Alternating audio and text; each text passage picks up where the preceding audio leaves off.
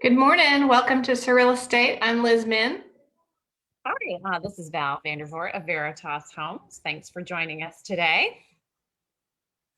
We're just heading into the last half of the spring break in this area for the most part. So our school is actually off next week, but most of the schools in the area are in spring break this week. So Well, uh, and we the week prior to that, so it's a little bit all over the place this year. yeah. Um, we were looking at the inventory levels and surmising that this week is a little bit slower week, and we were kind of blaming spring break on that. But we're back up now to our pre-spring break levels. Pretty much every city and county, every city and our county is up. Yeah, only Belmont and Redwood City are not up. And the county is up 8.5% from last week. I always feel like a weather reporter when I do some of these things. So absorption is also notably strong in the peninsula cities that we track for every property that's listed. 1.5 of them sold. So the absorption is definitely strong. Yeah, kind of. And what that means in raw numbers, because it's weird to think about one and a half homes selling, is that 60 homes listed in the last week and 85 went pending. So pretty amazing. Yeah. So this week we wanted to talk about how multiple offer situations play out, like when an offer is submitted and whether it's multiple offers or not. It can be accepted, rejected, or countered. What happens after the offers are submitted is really dependent on how the offers lay out. Like, is there a clear winner or are they kind of clumped together? And then, really, also, what is the seller's expectations or wishes? Um, so, you know, in that situation, they can take that one offer that blows everybody out, and with no counters to anyone else, and the rest of the offers never got another opportunity. That's one way it can play out. And really what we're finding interesting is that of late, we're not really seeing this in the current market. Right now, everything feels like a multiple counter situation. Yeah, it really is different from how it felt in previous markets. Um, so multiple counter situations can play out in a few different ways.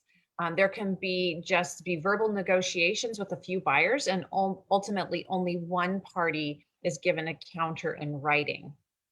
And another option is that several offers, or sometimes all of them, or occasionally anyone who wants one, can be given written counter offers. Just recently, I participated in one with 21 offers, which was crazy.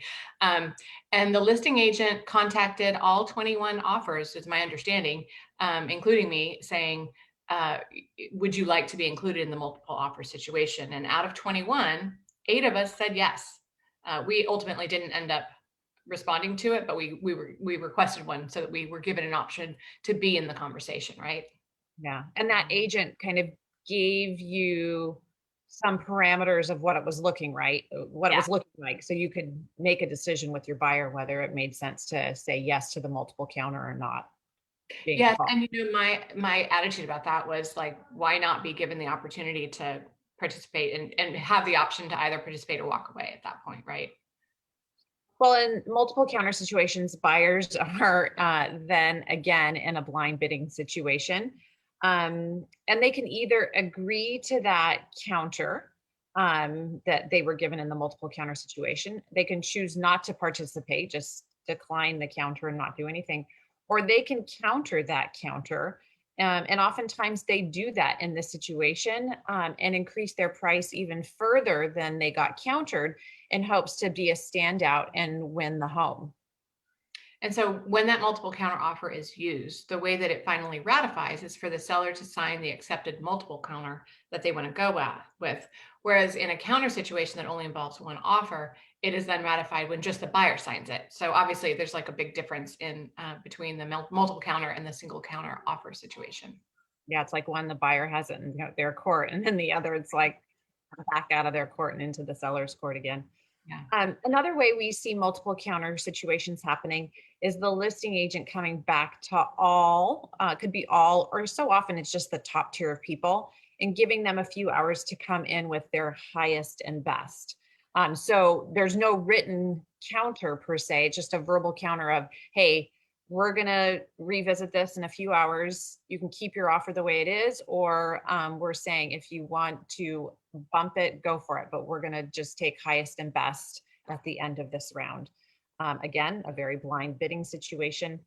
The big advantage to the listing agent and the sellers is that they haven't negated the previous offer by countering it, which what happens in a counter offer situation. So you could have a multiple counter situation where no one comes back to the table. That might be the case where if you multiple counter 2 or 3 people and that was all that you had.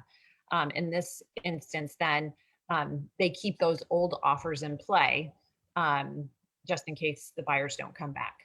Yeah, yeah. And most of the times you do have to be in that top tier to be invited to the conversation, right? After that first initial submission. So buyers who are new to the process sometimes think about coming in lower and leave themselves rooms to come up. But using that strategy will often just leave them out in the cold. There are times when that's appropriate, but it's risky. Like when there are just a few offers, and maybe it may very well land where the buyer wants to go in. So it's case by case at every situation. We just want to put our buyers in the strongest position to win the home. Yeah, yeah. And sometimes, the buyers are like, for this home, it's not worth it to me to go that high. And they, bow themselves out. But it just plays out in a myriad of ways for sure. And it is interesting in the super hot market to see how it's kind of transitioning away from, you know, conversation with maybe 1 or 2 buyers to conversations with, sometimes 8 buyers in that Yeah. second room. So, Yeah. Yep. It's a wild, wild ride. yep, yep. Thanks But for good to joining chat. us. Oops. Thanks Yeah. for joining us on Surreal Estate. Yes. I'm Val Vandervoort of Veritas Homes. We're here to help you with your buying and selling needs. And I'm Liz Min. Have a great weekend. Bye, everyone.